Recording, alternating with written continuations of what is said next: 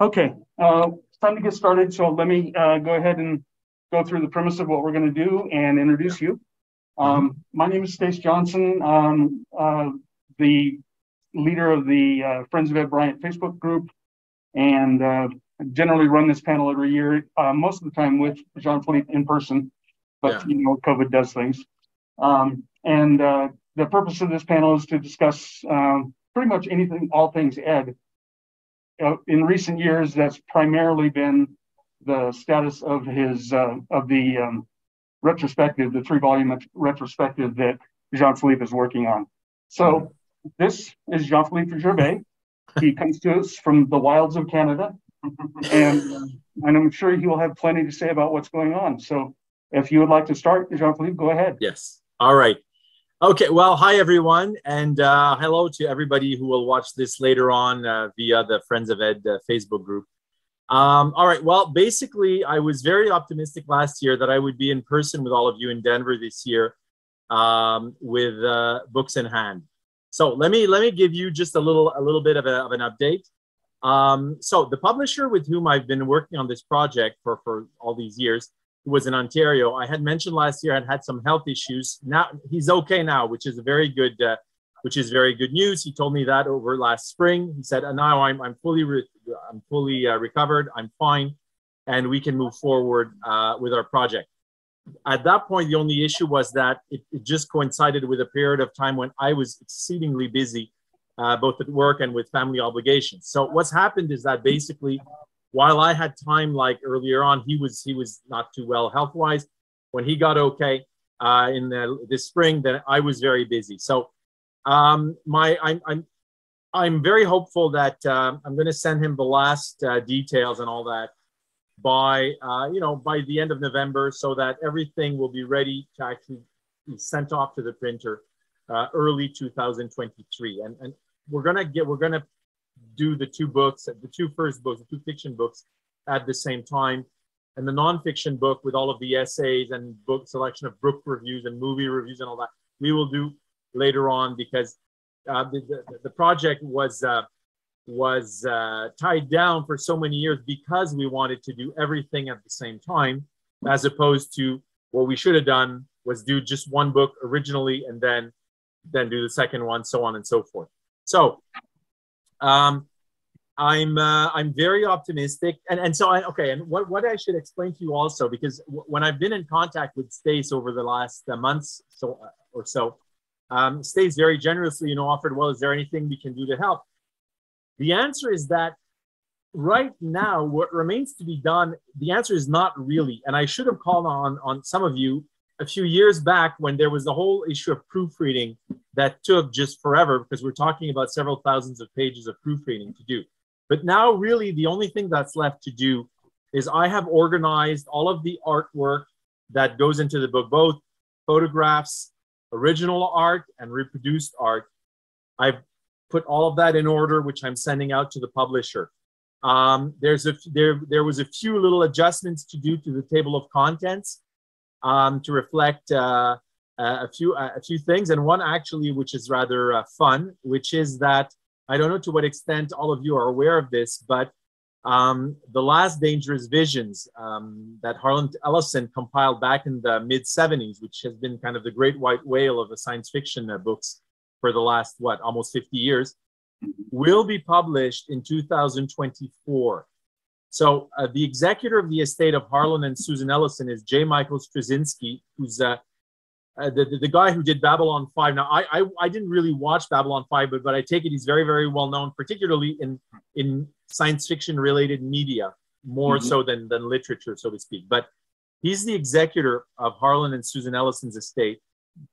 And he's actually been very, very active, both in setting up kind of gathering funds and all that, because for those of you who might know about Harlan's house in Los Angeles, it's a very famous house, which is filled with all of his collection. Basically, for those of you who went to Ed's house, it's like Ed's house, bigger and with the books organized, as opposed to just piled up, okay? But it's basically, I mean, both of them were lifelong collectors. And in Harlan's case, since he had the financial resources to organize everything, there wasn't the little kind of, hoarding aspect to all of it that unfortunately Ed himself kind of realized, because he wasn't able to, for health reasons and also financial reasons, he wasn't able to organize all of his massive collections of books. But so basically, Straczynski, he's managed to get a new publisher to pick up the rights to reprint Dangerous Visions and again Dangerous Visions, and to come out with The Last Dangerous Visions. Now, the first two books are supposedly to come out next year in 2023 to kind of bring, I guess, the whole project a little more into mainstream consciousness. And The Last Dangerous Visions is going to come out in 2024. Now, that's not going to include all of the stories that Harlan had bought in the 70s, but it is going to include the story that he had bought from Ed, which was entitled War Stories. Now, perhaps the only good thing to come out of the fact that our project dragged on for a good number of years past what we expected is that we've been able to both sometimes find a few more stories of his to add on to the project that were very obscure. Or in this particular instance, we're actually going to withdraw a story from the project, which is War Stories, which will allow it to actually be published in The Last Dangerous Visions. And so, because if the project had been published 4 or 5 years ago, then Straczynski would not have included it in the project, because what he did is he did kind of a selection out of the unpublished stories that Harlan had bought back in the 70s. And to be quite honest, I would believe that the personal link between Ed and Harlan also played a role in the fact that Ed's story was selected to appear in The Last Dangerous Visions among the other stories. So in this very specific instance, it's actually, it's like a benefit perhaps of the project not having been finalized over the last couple of years. And so we're taking that out of the project. However, just so that you know what to expect, that story of Ed's, its origin was that back in 1973, Ed started on a project which he wanted to write a novel based in the universe of his short story Shark, which is one of his better known short stories from the early 70s. But even though it's quite old, it's always been one of his better known short stories. And quite honestly, I think one of his best. And so he started back at that night. So Shark was published in 74, but it was written a year and a half or so before its actual publication. And right after he wrote Shark, he started writing like other chapters, which were meant to produce a book which would be entitled Legends of the Great War, of which Shark would have been the concluding chapter. And so the character that appears in Shark would also be a recurring character in the preceding chapters. And for those of you who know Shark, it's about a scientist who is tracked down on a small Greek island after there's been this huge war by agents from the new kind of world government. And they're trying to bring him back to finish his research, because among his research was to be able to transplant. It's never absolutely clear, is it the actual physical brain or just the consciousness, but of human beings, into animals, and in particular into marine animals like sharks and dolphins. And in that story, the main character's former lover, named Valerie, her consciousness at her request was transferred into the body of a great white shark. And so Legends of the Great War, you saw in the chapters that were written, you had Valerie and both the main male character, appearing in these chapters, and it would have ultimately led to Shark at the very end, presumably after the war, and he would have written about this war taking place. So anyway, in his manuscript collections, Ed had 3 chapters kept as Legends of the Great War. But then he also had another manuscript called War Stories, which is the one he had provided to Harlan maybe about 2 years or so after starting on this project. But War Stories, when I started reading everything, and I'm talking a few years back, obviously, I realized that of the 3 chapters in Legends of the Great War, 2 of those had been slightly rewritten and had been included in War Stories, which was very much kind of written in a new wave-ish style, in the sense that it was 6 different chapters, some very brief, others quite long, all relating about basically this war that's going on, in which sharks are used so not mechanical sharks, but sharks in which human consciousnesses have been implanted are used now as weapons. And so what I realized is that at some point probably during that 2-year period on which he was working on the project, Ed probably realized that he was not going to be able to come up with an actual novel with this. But as he's done many times in the past, and maybe I can talk about that also in a few minutes' time, Ed was extremely good at taking portions of stories that he'd written but had kind of hit a wall, and then reworking them to include them in a different project, which that one was managed to be completed.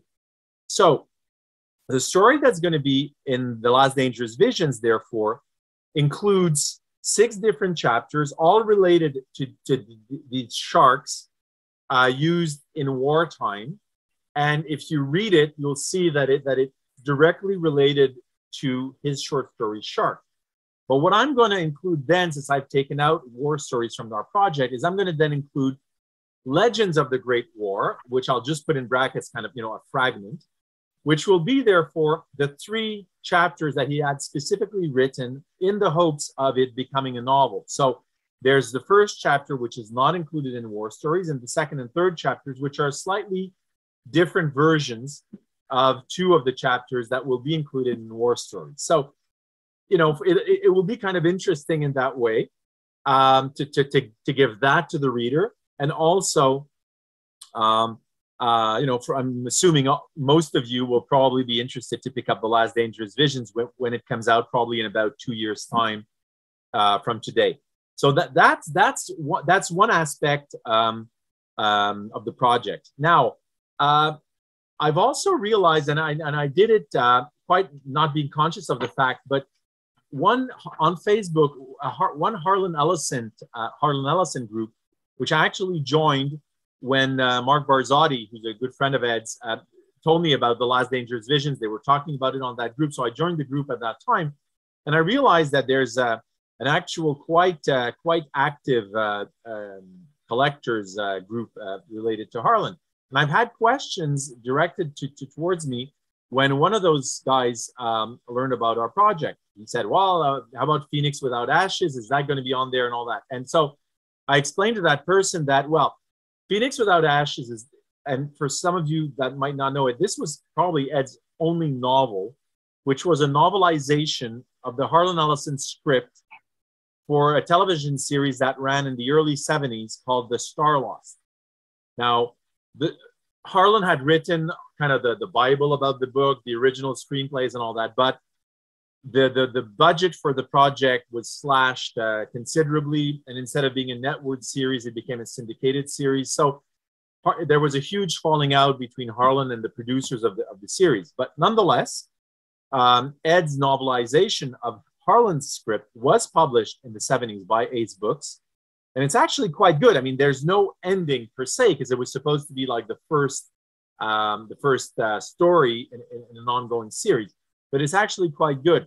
So as I explained to that Harlan Ellison collector, that's going to be included in kind of the digital complement to the books, along with 2, because Ed had written 2 story treatments. So they're not scripts in the sense of having, the characters, whatever the name is, then 2 dots, and then what he's saying. It's written as a short story, but it's meant to be script ideas for the Star Lost. So he had written 2 of those back way back then, about 72, 73.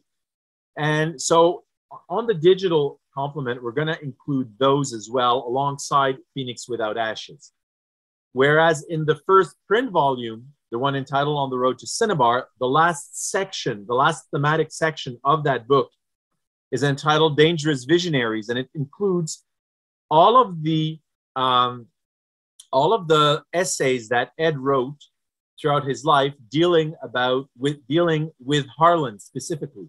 So there's been contribution to convention program books. There's been some introductions to other books, and so it's quite interesting.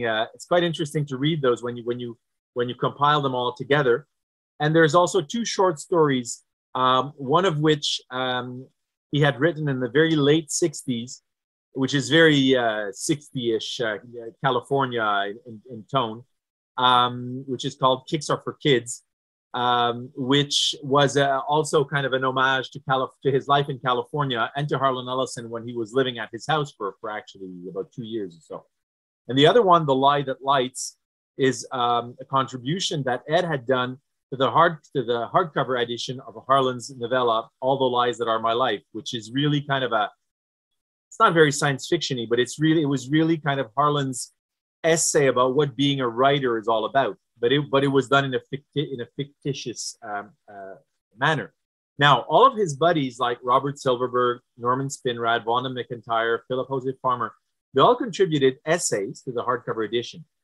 What Ed did was he wrote an actual short story in which Harlan is a character and which deal with his life and which is thematically related to that novella in the sense of being kind of the pressures that come with being a writer and having fans and all that. And so all of those essays and two short stories are going to be compiled in the last section of that volume one. And it's also kind of gathers together all of Ed's kind of essays directly related to his working and friendly relationship with Harlan Ellison through the years. So, all right. So I mentioned a moment ago a digital complement, to the books. When we started this back about 10 or 11 years ago, we were still living in the age of DVDs. So the original idea was to have simply like a little interior transparent slipcase to one of the books and to have a DVD in there. Now, a decade later, DVDs are not so much in fashion, especially on computers that don't really come with DVD readers anymore. So then we figured, okay, well, maybe then a USB key, which is still something we're thinking about now, except that we're also thinking maybe it would be actually more practical if we set up like a dedicated website, which I could keep running, for many years, or I could speak to Stace about it anyway. But having a website where we would have the digital volume could be downloaded from there, with proof of purchase of the books or something like that, basically. Because I think that right now, the way that just the technology has evolved, I think for people, it'll probably be more practical to proceed in that fashion as opposed to having something physical like a DVD or even a USB key for that matter. Now, on that digital complement is going to be now all of the fiction that's not in the two books. So there is quite a lot, but all of the stories that you will know or that are well known are all in the books themselves. All of his unpublished work, except for one or two very, very minor little vignettes, more or less, are in the actual hardcover books. So I hate saying, that qualifying works as minor, others as major, but the reality of it is that in particular for a short story writer who wrote about 150 short stories in his career, there are stories that are more significant than others. And so, just the reality of publishing and the reality of all of the financial implications of a project such as this means that there is also probably, as I said, there's all in all in terms of fiction, without talking about the essays, there's probably about Between 2,000 and 2,500 pages worth of fiction. So you're looking at probably each book is going to be about 600 to 700 pages long.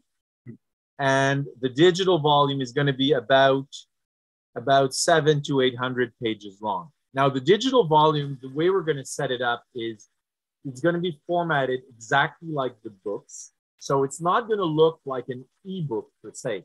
It's going to be essentially like if you had like a PDF version of one of the hardcover books.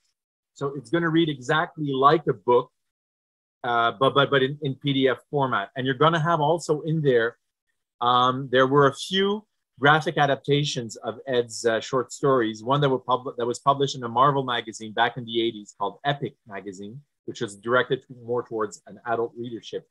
That was an adaptation of his short story Predators.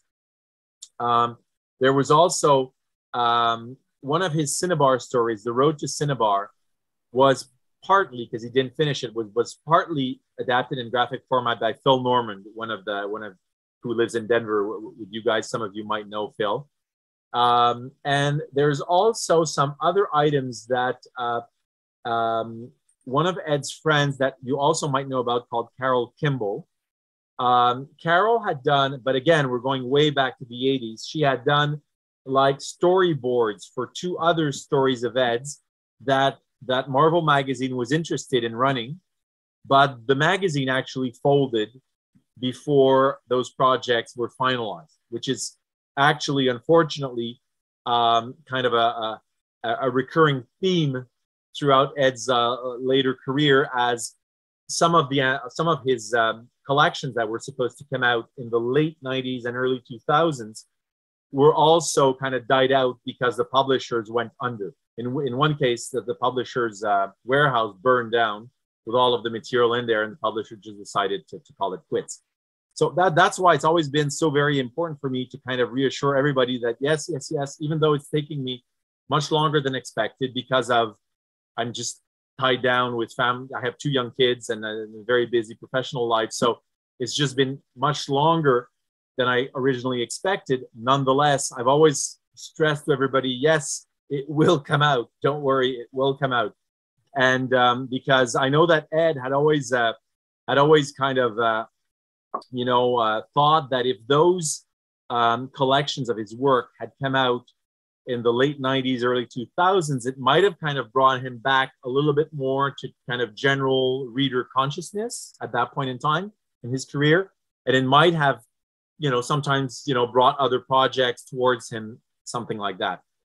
Now, one of the reasons, though, that those book projects also dragged on themselves for a number of years was something that I encountered as well, working with Ed, which was that both for health reasons and also sometimes just in terms of I'm trying to find the word anyway, of rapidity of execution or quickness of execution, so to speak, was that when it came time to write, or contribute materials to his own book projects and all that, it took a very, very, very long time. So in this project, just so and I probably mentioned this before in another talk another year, but just so that to bring it back to your memory, here what I did is that I had compiled most, if not all, of Ed's old book introductions from his own story collections from the 80s and 70s. Also in the various anthologies in which his books had appeared, sometimes, they have the authors write little blurbs, where did this story come from, so on and so forth.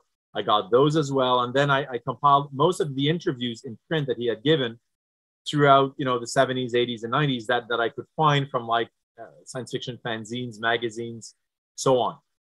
And what we did, he and I, is that I then took all of those interviews and book introductions, and I took all of the fragments dealing with, for example, Shark or The Thermals of August or Stone, some of his better known stories.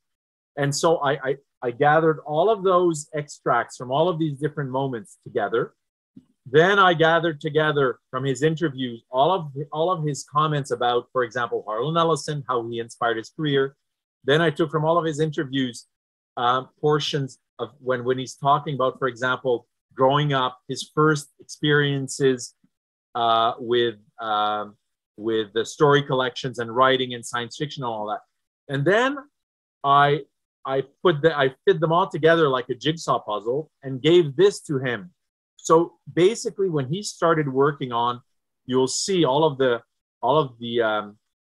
section introductions that explain all of the stories and that go on into quite detail about his autobiography and all that. He didn't start from scratch, but he started from basically the compilation of his own words from interviews, previous book introductions.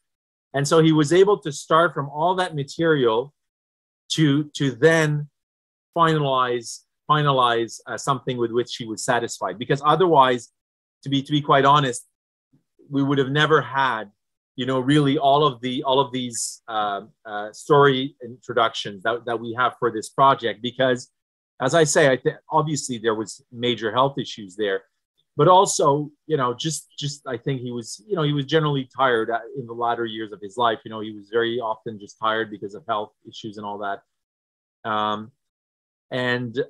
So that was how we managed to actually get together.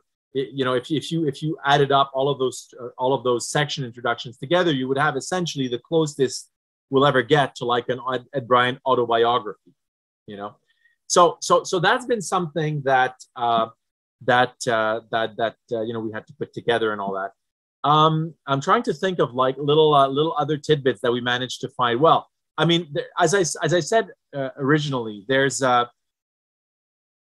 but very minor stories that we found, but it's still fun, to kind of add them onto the project. I mean, one we found, which was on a Christmas letter sent to the clients of the publishing house set up by his friend Don Dunn back in the late 90s, which is a very brief story, but which was fun to find out. Another one I found from the very early 80s, which was published in a Wyoming newspaper, in the Casper Tribune from the city of Casper in Wyoming, which has never been reprinted anywhere. So again, these are not, how shall I put it? These are not, forgotten treasures, but they're fun nonetheless for friends of Ed, fans of his work and all that, because it kind of fleshes out his evolution through the years as a writer.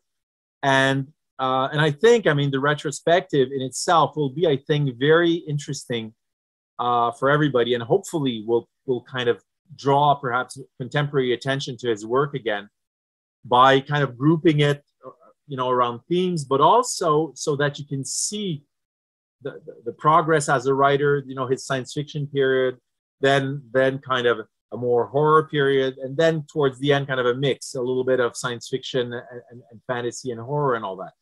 And among the unpublished stories are some very interesting manuscripts. For example, there was a story that he co-wrote with a friend of his, Trey Barker, who's another writer, which was destined for a Clark Ashton Smith homage anthology.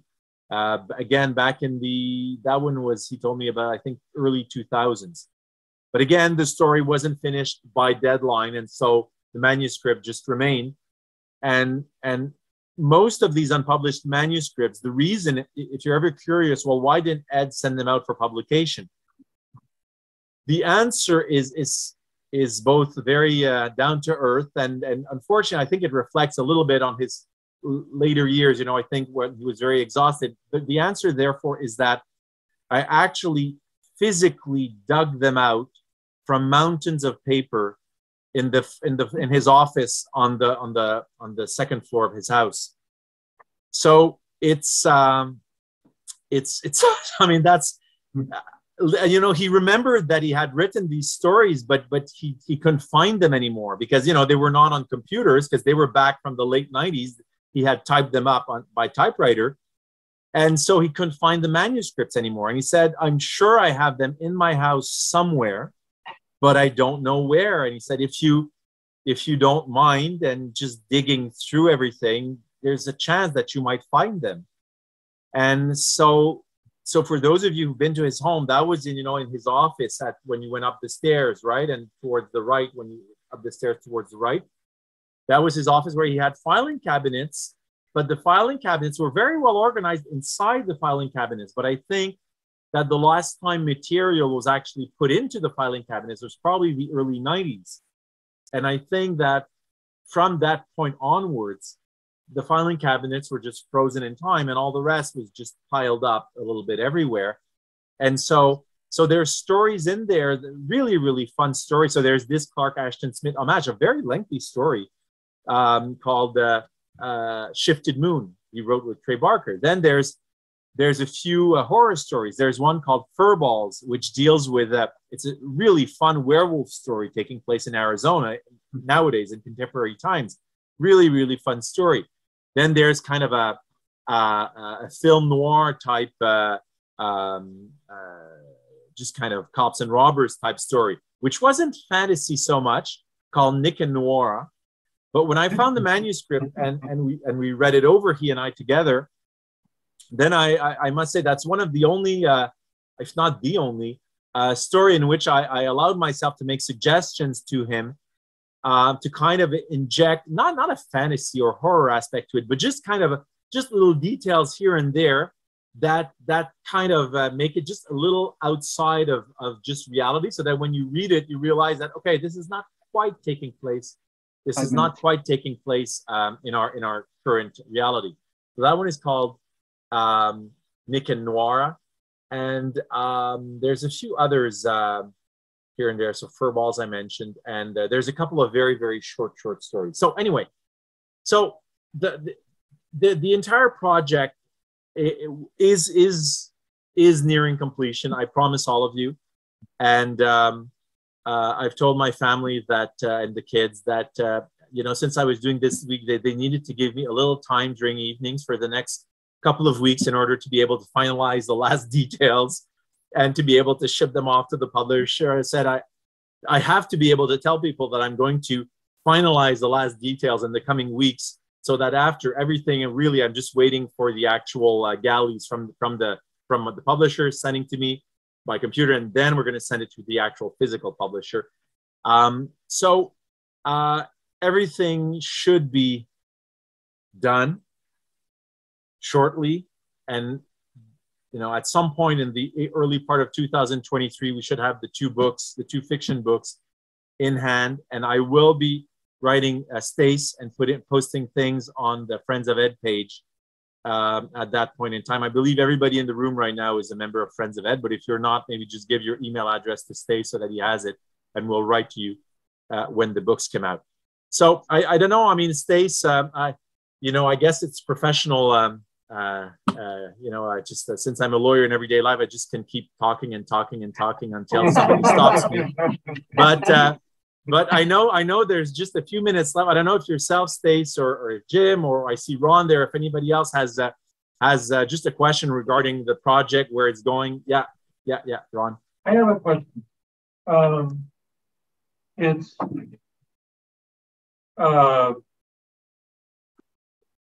originally the two books and the digital was supposed to cost $75. Is that still likely to remain that way? Okay, so what we're going to do is basically we're going to see how much the printing cost is, okay, and we're going to decide on the pricing. We're going to decide on the pricing at that point in time, and I mean I'm going to try and keep it as low as possible, but I know that printing costs, a bit like everything else, have gone up quite considerably over the last 2 years or so. So we're going to have to just find out, okay, how much is the actual printing cost, right, for everything? So the book itself, dust jacket. And so if we set up a dedicated website, okay, how much does it cost to keep it running? I'm going to try and keep it as low as possible. I mean, I've seen, obviously, it's not going to be something like a Centipede Press, which costs like hundreds of dollars, all right? So it's probably going to be to give you kind of maybe like a reference point, maybe like books coming out like from Subterranean Press. I don't know if some of you are familiar with their books. So, usually their books are priced somewhere in like $50 to $100 because they're also very thick books very often, you know, like when it's like 700 pages long, they're very often like very, you know, somewhere between 50 to $100 per book, right?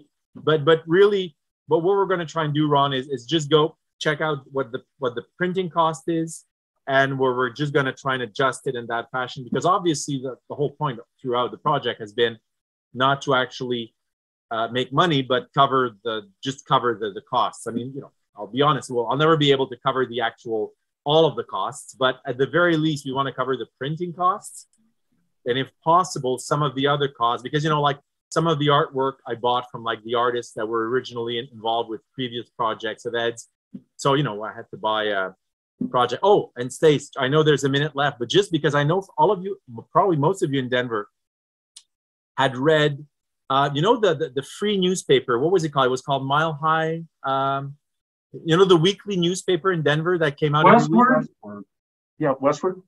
Yeah, Westward. Okay, so back in when Ed organized the you know, the horror convention in Denver in early 2000s, I think, right?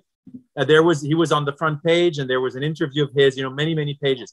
There was a bunch of photographs accompanying that article. Now, the photographer, his name was Anthony Camera.